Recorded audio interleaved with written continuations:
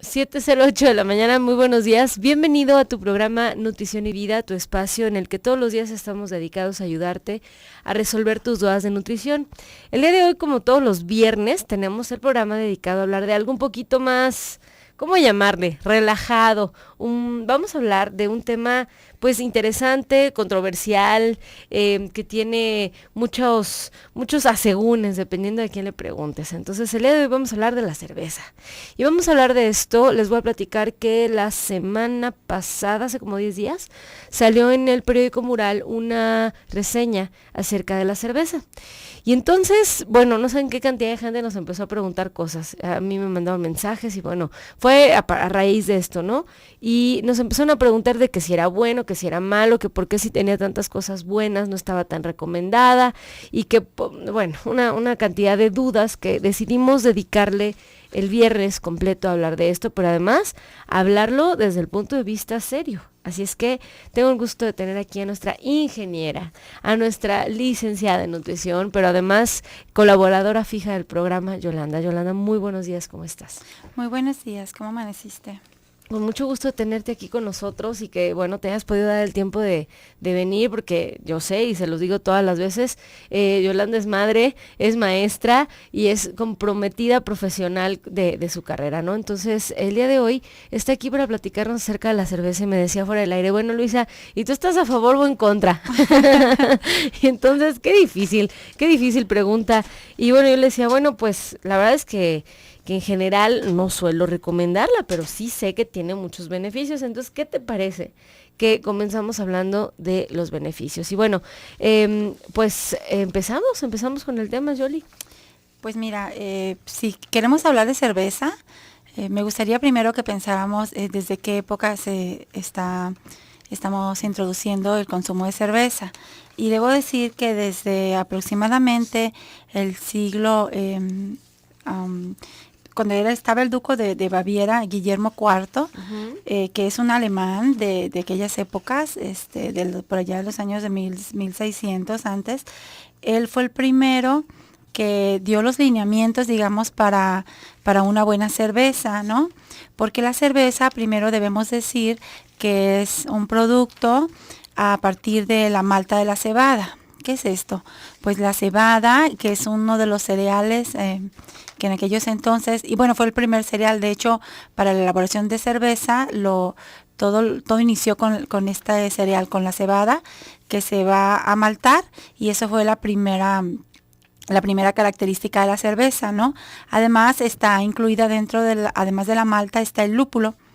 Y también tenemos agua. Esos son los tres ingredientes principales, pero para empezar a hablar de cerveza tendríamos que hablar de Alemania, precisamente en las épocas del duque de Baviera, Guillermo IV. Eso sería lo primero. Pero en tiempos modernos, ya remontándonos a esta época, el proceso de germinar el cereal ya no nada más es a partir de cebada, sino de otros granos que se están utilizando actualmente para la elaboración de cerveza. Y por tanto, pues hay otras modificaciones. De entrada me gustaría hablar entonces de los beneficios de la cerveza. La cerveza está formada aproximadamente por un 93% de agua, por tanto, esto contribuye a la hidratación. Además, es baja en sodio, ¿no? Entonces, de entrada podríamos recomendarla para pacientes que tengan, no sé, hipertensión, por ejemplo, cuando bajamos los niveles de sodio. Claro, todavía estamos hablando de los beneficios. Otro de los beneficios de la cerveza es que es rica en potasio. Por tanto, te ayuda, entre otras cosas, como parte del proceso de diuresis, ¿no? Tenemos también, podemos ayudar a disminuir el riesgo cardiovascular con cantidades moderadas de cerveza. Eso sería lo positivo, ¿no? Seguimos hablando. Cantidades moderadas. Moderadas. Sí, ahorita podemos, bueno, si quieres ahorita íbamos diciendo hasta dónde es moderado. Bien, perfecto. Que yo creo que ahí va a ser el punto como de quiebre del asunto de la cerveza, ¿no? Porque yo creo que a muchos les puede estar sorprendiendo que estemos hablando de riesgo cardiovascular, ¿no? O sea, con un consumo moderado de cerveza se puede disminuir el riesgo de infarto, básicamente ese es el rollo. Ajá. Pero entonces, ¿cómo? Porque, ¿El que toma cerveza puede reducir su riesgo de infarto? Bueno, no. O sea, no los, subiéndonos de 30 mililitros diarios, ya perdemos los beneficios. O sea que estamos hablando de que sería una cerveza, nada más, al día, cuando mucho. Cuando mucho, ¿no? Estamos hablando también de disminuir el riesgo cardiovascular porque la cerveza incrementa lo que se conoce como colesterol de alta densidad en pequeñas dosis también. Recordemos que el colesterol de alta densidad es el que me ayuda precisamente a disminuir el colesterol de baja densidad. Digamos, es el tan llamado colesterol bueno. Así es que regresando al corte, Jolie, yo quiero que nos sigas platicando acerca de los beneficios de la cerveza. Recuerden que el día de hoy pueden comunicarse con nosotros a través de los teléfonos en cabina 3122-1190, 3647-1883. Los mensajes de celular a través de WhatsApp, hoy no los tengo yo enfrente. Rosy Muñoz sí tiene el teléfono en sus manos, 333-822-3208, 333-822-3208. Quédense con nosotros, recuerda que nos estás escuchando a través del 1040 de AM en Radio Mujer, Austin a través del 95.1 de FM. Regresamos.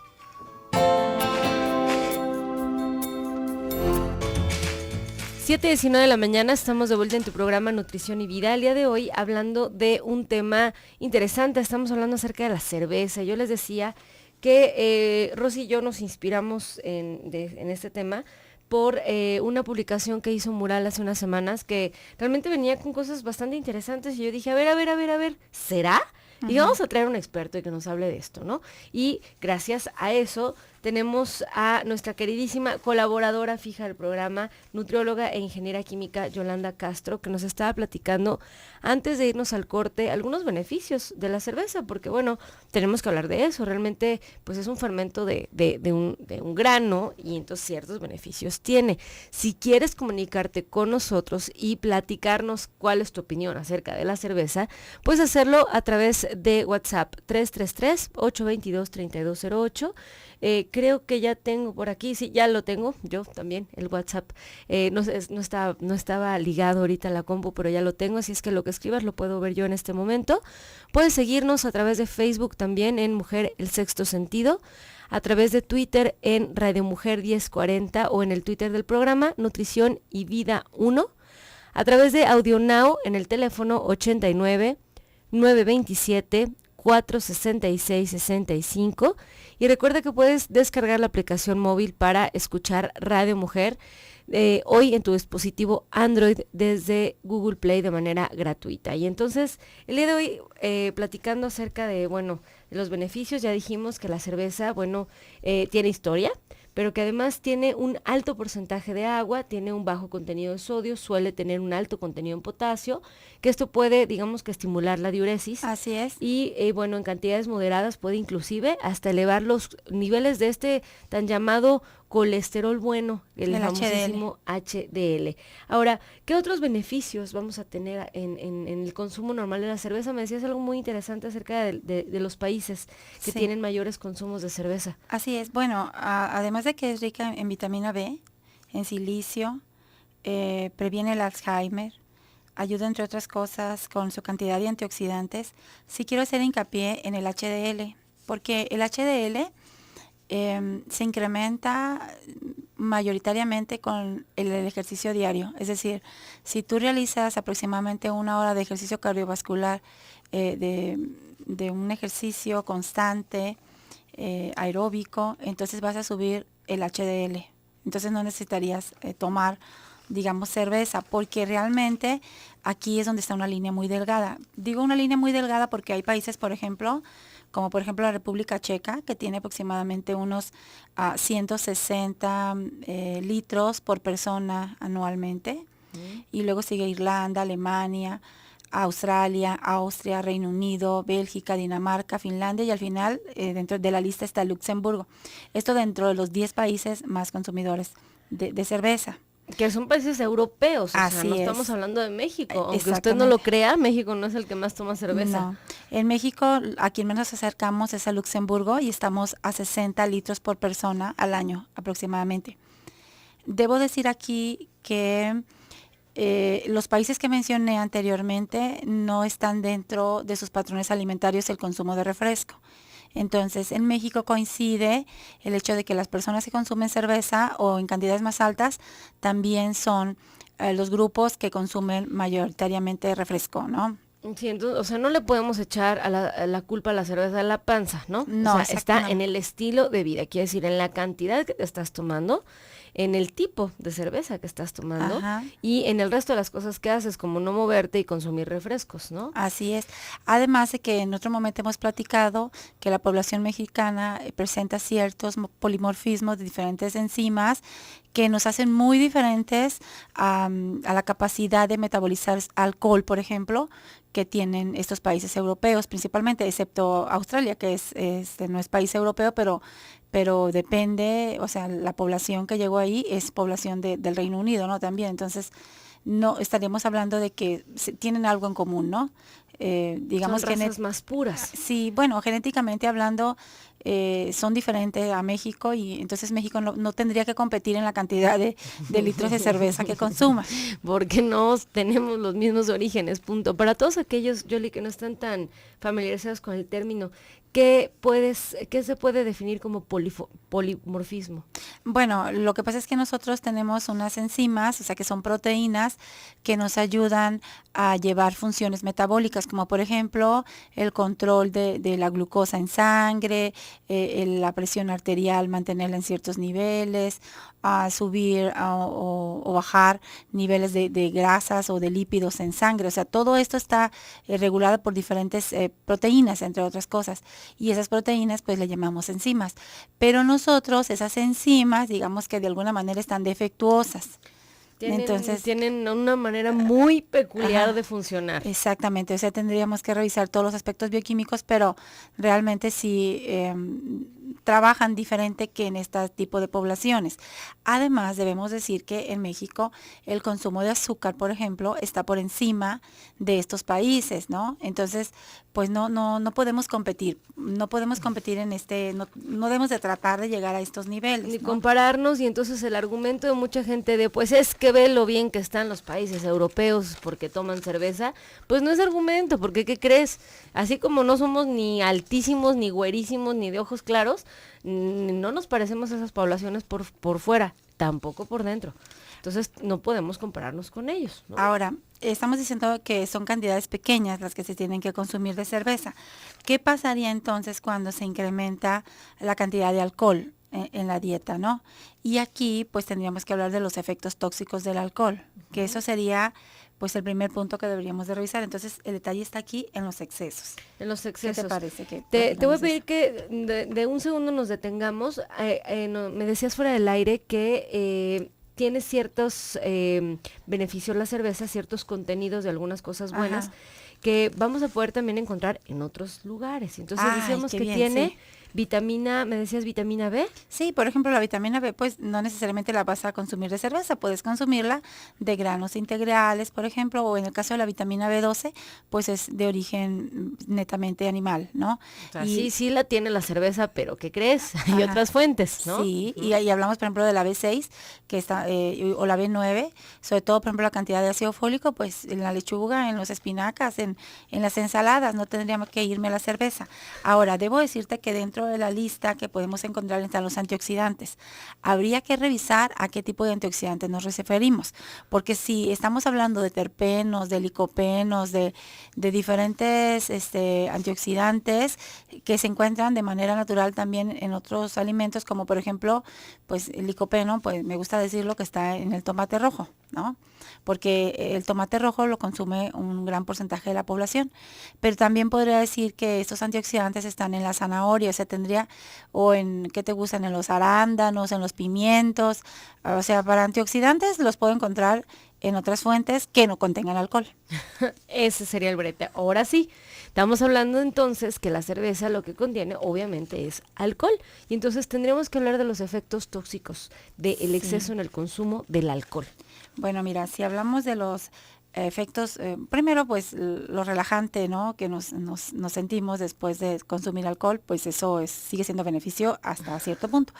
Pero ya después, cuando tenemos alteraciones del sistema nervioso central, cuando el hepatocito sufre, que es la célula del hígado, sufre alteraciones y que no se regenera hasta en unos 6 meses, o que estamos hablando de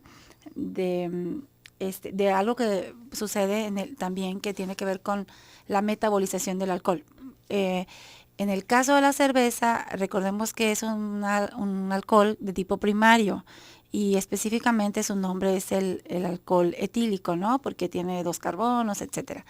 Bueno, tiene una estructura primaria que gracias a ciertas sustancias que tenemos en el hígado se va a transformar en un alcohol secundario, posteriormente en un alcohol terciario y luego sale de nuestro organismo y por eso no sería tóxico.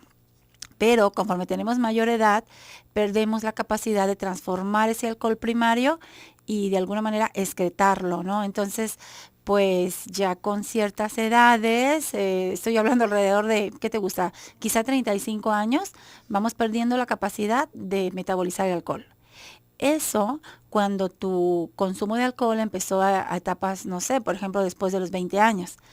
Aquí me gustaría hacer hincapié porque, por ejemplo, yo tengo unas alumnas que han hecho algunas tesis en relación a los patrones alimentarios de los jóvenes y el consumo de cerveza, o no nada más de cerveza, sino en general de bebidas alcohólicas, está iniciando desde los 12 y 14 años. Entonces, pues en la secundaria empezó esto y imagínate cómo están esos hepatocitos de estos pacientes que además son mexicanos que tienen ciertos polimorfismos, ¿no? Entonces, bueno, quédense con nosotros, estamos platicando acerca de la cerveza en tu programa Nutrición y Vida. Quédate, estás en el 1040 de AM, regresamos. 7:35 de la mañana, estamos de vuelta en tu programa Nutrición y Vida, aquí platicando fuera del aire con algo muy interesante. A veces me da hasta nervios porque a veces siento que se escucha lo que decimos fuera del aire. Es cosas muy interesantes, muy interesantes. Yoli, estamos platicando entonces de los efectos que puede tener el alcohol en el paciente. Ya dijimos que tiene efecto relajante y que eso no está necesariamente mal, pero que si sobrepasamos lo que se llama consumo moderado, que hablaríamos de 30 mililitros diarios, o sea, cada 24, Diario significa cada 24, no cada 12. 30 mililitros, que estamos hablando de una cerveza al día. Cuando ¿no? mucho. Cuando mucho.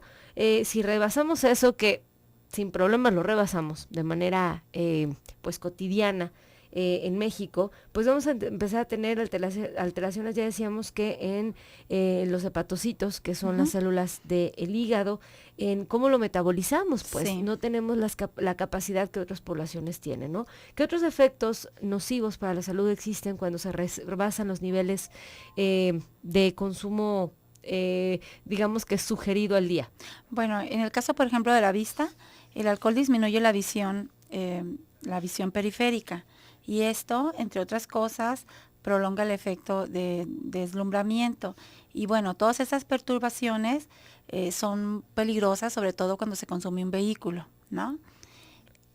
Y eso puede ser una causa de accidentes. Ahorita platicábamos fuera del aire que, por ejemplo, los jóvenes actualmente, la mayor incidencia, si estamos hablando del término de la vida, está en relación a los accidentes de tránsito, ¿no?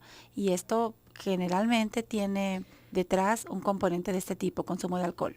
Así de sencillo, y no, lo tenemos que decir, o sea, está bien que estamos hablando de los beneficios de la cerveza, pues tenemos que decir esto, ¿no? El exceso en el abuso, el abuso, mejor dicho, de las bebidas alcohólicas, pues va a tener efectos graves, muy graves, ¿no? También podríamos hablar de la acción del alcohol en relación a las funciones intelectuales. Influye negativamente en las funciones intelectuales porque disminuye la capacidad de reacción, la capacidad de concentración y la capacidad de coordinar. Esos serían algunos de los efectos más importantes a nivel de las funciones intelectuales. Ahora, también está documentado que el coeficiente intelectual de una persona puede disminuir cuando se empieza a consumir alcohol a edades tempranas. Por ejemplo, los niños menores de 20 años, digo menores niños, o sea, o los chicos o las jovencitas que consumen alcohol antes de los 20 años, pues no está totalmente desarrollado, digamos, las funciones de su cerebro al 100%, entonces puede afectar también en el coeficiente intelectual. Por Imagínense qué importante, o sea, la recomendación es del no consumo de alcohol, ¿no? Así es. Ahora, Yoli, me estabas platicando algo muy, muy interesante que es acerca como de las nuevas formas en que se hace la cerveza. O sea, Sí. hoy en día, de manera original, pues decíamos que tienen como origen en la cerveza con la cebada, el lúpulo y el agua, punto. O sea, Ajá. esos son los contenidos, Sí. pero... Por ejemplo, el lúpulo es el encargado, por ejemplo, de darle esa voz amarguito que tanto gusta, ¿no? Entre otras situaciones. Pero últimamente está permitido utilizar, por ejemplo, diferentes aditivos, como sería, por ejemplo, el glutamato monosódico, el propilenglicol, que es un disolvente. Bueno, el glutamato monosódico es un potenciador de sabor. El propilenglicol actúa como disolvente. Estamos hablando también de que se incrementa o se da la apertura que se utilicen sulfitos. Los sulfitos también son usos aditivos que se utilizan en la elaboración de bebidas alcohólicas, ¿no? Uh-huh. ¿Y Para, para qué serían los sulfitos? bueno, pues para retrasar los efectos colaterales que viene con cualquier microorganismo que está en una bebida de este tipo. Acordémonos que aquí también tenemos levadura, ¿no? En la cerveza, por la misma fermentación alcohólica, hay levadura, pero puede haber otros microorganismos y es necesario entonces utilizar sulfitos. Bien. Ahora, también hay que decirlo, hay un jarabe de alta fructosa que también se está incluyendo en algunos tipos de cerveza, no digo que en todos, pero el jarabe de alta fructosa que ya hemos platicado en otro momento, pues tiene repercusiones a nivel, por ejemplo, elevación de triglicéridos y no sería adecuado para este tipo de, bueno, para ningún tipo de bebida, de paciente, ¿no? Pero además, o sea, en el consumo en poblaciones donde tenemos este defecto genético, donde se nos suben los triglicéridos por comer exceso de fruta, caray, y hacerlo por consumir exceso de jarabe de alta fructosa en algo que originalmente no tendría que tenerlo, de verdad es un absurdo. Ahora, ¿en la etiqueta dice, Yoli? O sea, yo puedo agarrar la cerveza y ver si lo dice o no lo confiesa. Eso ya no viene, o sea, no es así como que lo que van a reportar. Ahora, aquí lo que me interesa también mucho es lo que es el índice glucémico, que se va a elevar por la cantidad de azúcares que tenemos presentes. Y nuestra población, en algún momento ya platicamos, deberíamos de cuidar el consumo en la carga glucémica o en la cantidad de azúcares a lo largo del día que no sobrepase los 120, lo que es la carga glucémica. Entonces, con esto se va a elevar la carga glucémica de una persona si está consumiendo regularmente cerveza. Y esto repercute en manifestaciones clínicas como la resistencia a la insulina, por ejemplo. Que con tanta frecuencia hablamos de ella, ¿no? Que ya hemos hablado en otras ocasiones. Ahora, la cerveza artesanal, vamos a suponer que estamos consumiéndola a partir de un barril, por ejemplo, y en un tarro de vidrio. Pero ahora se utiliza, por ejemplo, botes o recipientes que dentro del recipiente tienen un plastiquito, ¿no? Ese plastiquito también estamos hablando de una sustancia que se llama bisfenol A, porque los plásticos contienen en su estructura bisfenol A. En un momento también ya hemos platicado de los efectos tóxicos del bisfenol A. Entonces, eso sería algunas modificaciones que se han hecho en el consumo de la cerveza, no es en todos. Ahora, y por otro lado, estamos hablando de que, por ejemplo, la cerveza oscura está relacionada con cuando hay pacientes, por ejemplo, con litos o lo que comúnmente se conoce como piedras en los riñones, pues se les recomienda, o bueno, cuando menos yo les recomiendo que si les gusta la cerveza, disminuyan la cantidad de cerveza oscura, que prefieran una cerveza más clara.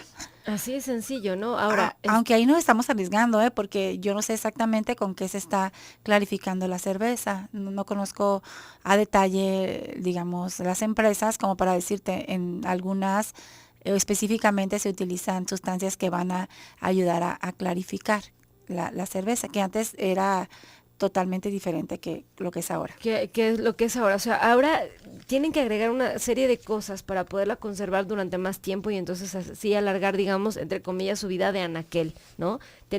Se tienen que agregar sustancias para clarificarla. Se están agregando sustancias como el jarabe de alta fructosa para mantener viva a esa levadura, bueno, que la levadura haga mejor su función, por así decirlo. Se está agregando glutamato monosódico para aumentar el sabor de la cerveza y además de eso lo estamos poniendo en un recipiente que está en contacto con un plástico que contiene bisfenol A, que ya dijimos que el bisfenol A, lo hemos platicado en otros programas, tiene efectos deleterios en la salud. Y entonces, digamos que la manera más convencional de tomar cerveza no es necesariamente la más sana, ni la forma, ni la cantidad, ni la frecuencia con la que lo estamos haciendo, y menos en la población mexicana. Sí tiene muchísimos beneficios, pero quizás la recomendación aquí sería entender que lo podemos hacer a través de una cerveza artesanal. Así es. Que esté servida en un tarro de cristal. De tarro de cristal sería lo más adecuado, y que la cerveza realmente pues sea un poco o un mucho como lo que fue en sus orígenes, cuando se decidió darle ciertas características, pues, o sea, desde el inicio de la elaboración de la cerveza, digamos las cervezas alemanas, por ejemplo, ¿no? Ahora, a mí me gustaría pensar que la población, con esto que estamos diciendo, pues considera pertinente disminuir el consumo no solo de cerveza, sino de alcohol. De alcohol en general en la dieta. Regresando del corte, vamos a seguir platicando de cuáles serían las ventajas de la disminución del consumo de alcohol en la dieta del mexicano. Así es que quédense con nosotros, estamos con nuestra queridísima colaboradora fija del programa, Yolanda Castro, hablando de la cerveza. Estás en Nutrición y Vida. Quédate, regresamos. 7:49 de la mañana, estamos de vuelta en tu programa Nutrición y Vida, y pues sí, platicando de varias cosas, entre ellas mi queridísimo ¿por qué estoy gordo? Estábamos hablando fuera del aire de que luego maniamos las recomendaciones, ¿no? Estamos hablando el día de hoy de cerveza, y estamos hablando de que si lo consumimos con moderación, 30 mililitros diarios cada 24 horas puede tener ciertos beneficios a la salud, y que bueno, no quiere decir que estemos recomendando la utilización de la cerveza, simplemente tenemos que entender que cualquier consumo exagerado de alcohol va a tener efectos deleterios en la salud. Pero tú me decías, Yoli, que no vayan a pensar, ¿no? que no vayan a pensar como al que le dije que disminuyera su consumo de cerveza y tequila, porque ahí iba incluida la cerveza y el tequila. Le dije, ahora usted tome una copita de vino tinto, y ahora se toma la botella completa de vino tinto. Entonces tampoco es tampoco, pues, no se trata de eso. Ya dijimos que el exceso en el consumo de alcohol no está recomendado en la población mexicana, punto. O sea, no existe, no debería existir. Así de sencillo, ¿no? O sea, sí lo podemos tomar, no estamos diciendo que no, y dijimos que tiene ciertos beneficios. Inclusive decíamos pues que la cerveza tiene vitamina B12, que tiene silicio, que tiene ciertos polifenoles y algunos antioxidantes, que vamos a poder encontrar en donde más. Sí, por ejemplo, en el caso del potasio, que es lo que es más alta, podemos nosotros encontrarlo en el melón. En el melón tenemos hasta 300 miligramos de potasio en una porción de media tacita de melón. Ya podemos tener 300 miligramos. Eso es lo más alto en potasio, si eso es lo que estamos buscando.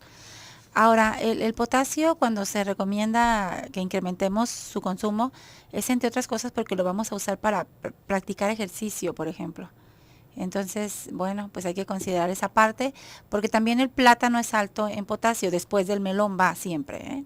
No sé, 150 miligramos. O sea, tiene una porción de melón, tiene el doble de potasio que una porción de plátano aproximadamente. Fíjate, tenemos esta manía de decir, tengo calambres, déjame ir por un platanito, pues mejor por un meloncito, una media tacita de melón, ¿no? Que además tiene un índice glucémico más bajo que el plátano, ¿no? Pero bueno, también el plátano tiene sus beneficios.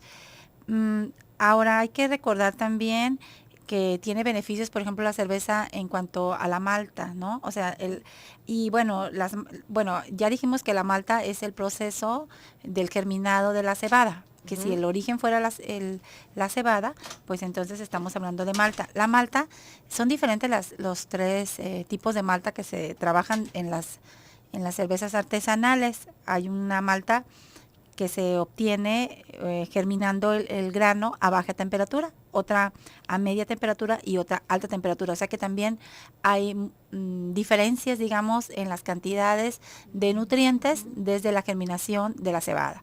Y por eso, dependiendo del tipo de cebada, pues son los beneficios. O sea, no es lo mismo una cebada artesanal que una cebada de X marca, ¿no?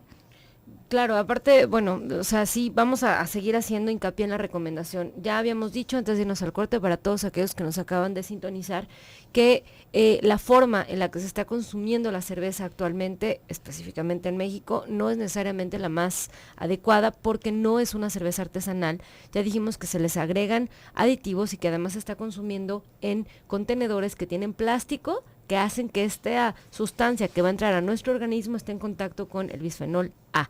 Y que entonces la recomendación sería, si acaso, hacerlo en un tarro de cristal, que sea artesanal y que sea en la cantidad de solamente y exclusivamente 30 mililitros cada 24 horas. Obviamente esto estamos hablando de paciente sano, ¿no? Así es. Porque ahora, platícame, Yoli, ¿qué va a pasar en los pacientes que son el 50% de la población en México, que tienen algún tipo de dislipidemia y que tengan consumo de alcohol? Bueno, pues lo que comentamos al principio, no vamos a tener una metabolización del alcohol de manera adecuada y entonces ya se comporta como tóxico el alcohol. Y bueno, platicábamos también que podíamos dar algunas alternativas, ¿no? Además de los alimentos que dijimos, bueno, si lo que busco es el potasio, pues vámonos por el melón. Pero los polifenoles se incrementan no nada más con vino tinto también, sí, porque sí hay una relación entre el consumo de vino tinto e incrementar los polifenoles. Pero también hay otras fuentes, ¿no? Pero si hablamos de una bebida alcohólica que podemos recomendar, pues tenemos vinos en México que son de muy buena calidad, que estamos hablando de producciones que están en el norte del país, sobre todo, bueno, que están ahí en el Valle de la Calafia, en el Valle de Guadalupe, y ahí podemos nosotros consumir un vino que corresponde entonces a una producción nacional, ¿no? Que compite con los mejores vinos del mundo, con los chilenos, con los, no sé, con los de otros países. Entonces, consumamos lo hecho en México también, si eso es lo que estamos buscando. Que yo creo que nos deberían de haber pagado la pauta, pero la verdad es que es un super tour el que puedes tomar cuando te vas a ver a Guadalupe. La verdad es que tiene de los mejores vinos que se pueden imaginar y se come increíble, además, ¿no? Y son vinos mexicanos, hay que incentivar el consumo de productos de México, ¿no? Sobre todo cuando son tan buenos, inclusive para la salud. Claro, la recomendación de alcohol es la misma, ¿eh? Estamos hablando de 30 mililitros por día. Son cada 24 horas, insisto, porque luego sí tenemos la manía de, ay, que al cabo el vino es tan bueno y me acabo aventando 4 o 5 copas por día, y pues no es el caso, no debería ser así. Ahora, Yoli, te están preguntando, fuera de tema, pero bueno, me gustaría que le contestaras porque parece ser que sí tiene mucha duda esta radioescucha. Margarita Martínez de Las Águilas nos dice, ¿qué tan recomendable es tomar la leche de coco? La leche de coco, bueno, aquí yo hablaría de varias cosas. Si lo vamos a consumir por lo que son los ácidos grasos láurico y mirístico, que son los que están en el ácido, en el coco o en el aceite de coco o también en las leches de coco, pues sí es recomendable porque son ácidos grasos que son más fáciles de digerir, digámoslo así. Pero no sé si han revisado últimamente en el área de ecología lo que está sucediendo con esta moda que tenemos, que es el consumo de aceites de coco, y estamos terminando con diferentes ecosistemas. Estamos teniendo problemas, por ejemplo, con un orangután que está en peligro de extinción. Por si lo quieren revisar, digo, los beneficios del coco sí están, del aceite de coco o de las leches a base de coco, sí están, sí es una realidad nutricionalmente hablando, siempre y cuando no incrementamos la cantidad de grasa saturada de la dieta, porque la grasa saturada sigue siendo de origen animal, pero tenemos grasa saturada de origen animal y le agregamos lo del coco, entonces se incrementan las cantidades. Y además estamos terminando, la verdad, con diferentes especies. Sí. Hay 3 artículos completos serios que pueden revisar acerca de cómo está afectando ya a nivel ecosistema el consumo en exceso de este tipo de leches. Y nos pregunta, dice, yo cuando la tomo siento una especie como de gastritis cuando me la tomo y siento que he embarnecido. ¿Qué sugieres? ¿Qué leche le sugieres? Bueno, más bien aquí lo que tendremos que hacer es bajar la cantidad de ácidos grasos, porque está consumiendo mayor cantidad de grasa saturada. Y la sugerencia sería, si va a consumir leche de coco, pues que disminuya otras grasas saturadas, como por ejemplo las carnes, o sea, tendríamos que renunciar a diferentes, a la carne, por ejemplo. Consumos de proteínas, porque necesariamente lo van a tener, ¿no? De origen animal. Sí, y bueno, yo preferiría usar otro tipo de grasa saturada que me aporte otros beneficios, ¿no? Pero sí, bueno. como que a mí me parece como un consumo de a gratis. Ajá. Así les digo yo, la verdad es que a mí la leche de coco, bueno, ni por sabor, la verdad. O sea, como en su consumo recurrente, o sea, si voy a tener grasa saturada, pues prefiero comérmela de otra fuente, ¿no? Que me dé proteínas completas, por ejemplo, o que me dé otro tipo de beneficios, como tú lo mencionas, ¿no? Entonces, aunque bueno, son cosas que se van poniendo de moda y pues así somos, tenemos diferentes modas, de repente ponemos un alimento, pero recordemos que la dieta variada incluye 25 alimentos al día, incluye diferentes tipos de carnes, verduras, vegetales, o sea, todo tenemos que cambiarlo, ¿no? O sea, no porque un alimento sea bueno o porque creamos que es bueno, que esté de moda, vamos a consumirlo todo el día, ¿no? O muy seguido. Yoli, para variar, me quedo con ganas de mucho más. Tu teléfono, por favor. Sí, mi teléfono es 33 11 57 05 49. ¿Nuevamente? 33 11 47 05 49. Perfecto. Bien, entonces muchísimas gracias por tu tiempo. De verdad que para mí el que vengas aquí es como tener clases, así es que muchísimas gracias por enseñarme a mí tanto y estoy segura que para enseñarles tanto a los radioescuchas, así es que muchísimas gracias. Un placer, Luisa. Los vamos a dejar en un programa más del doctor Gilberto Priego. Espero que tengan un excelente fin de semana y que por favor moderen la cantidad de alcohol que consumen. Así es que la pasen muy bien este fin de semana. Hasta luego.